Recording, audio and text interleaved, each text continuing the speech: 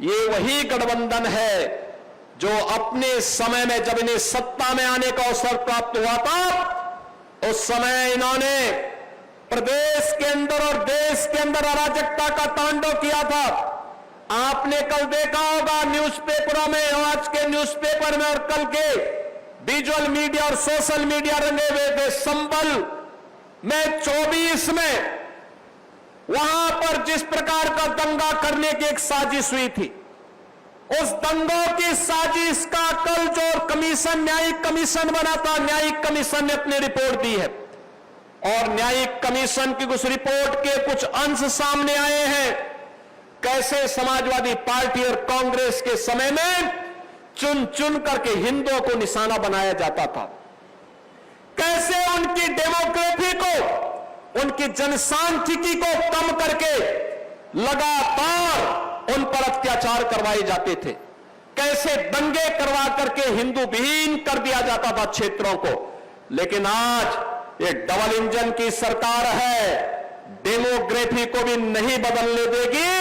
और जो भी डेमोग्राफी को बदलने का दुस्साहस करेगा उसको स्वयं पलायन करने के लिए मजबूर होना पड़ेगा, क्योंकि अब बिना भेदभाव के शासन की योजना का लाभ हर नागरिक को प्राप्त हो रहा है।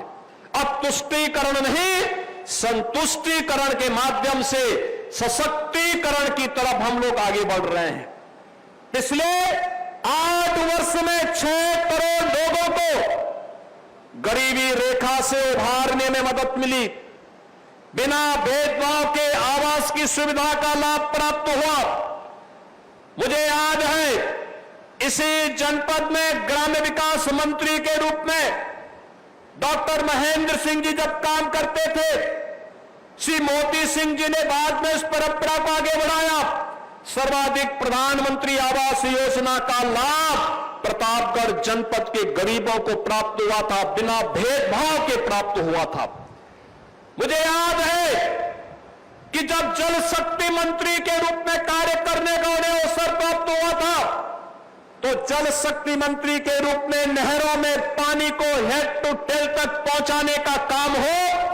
या हर घर नल की योजना को गांव-गांव तक पहुंचाने का कार्यक्रम, ये सफलतापूर्वक आगे बढ़ा। आज जब हर गरीब को पेयजल के लिए शुद्ध पानी उपलब्ध हो रहा है, हर खेत को पानी उपलब्ध किया जा रहा है,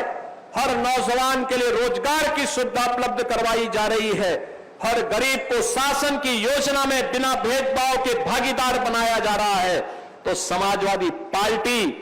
और कांग्रेस को इससे सबसे ज्यादा पीड़ा हो रही है,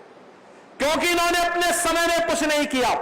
और इसीलिए अभद्र भाषा का प्रयोग करके राजनीतिक मर्यादा को इन्होंने तार तार करने का काम किया है। इन लोगों को समझना चाहिए, भारत के प्रधानमंत्री मोदी जी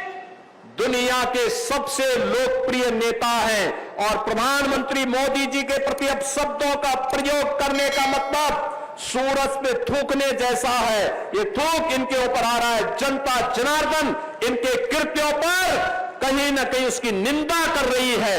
अपने को अपमानित महसूस कर रही है।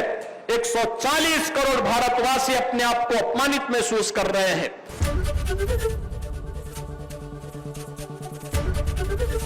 एबीपी गंगा, खबर आपकी, जुबान आपकी।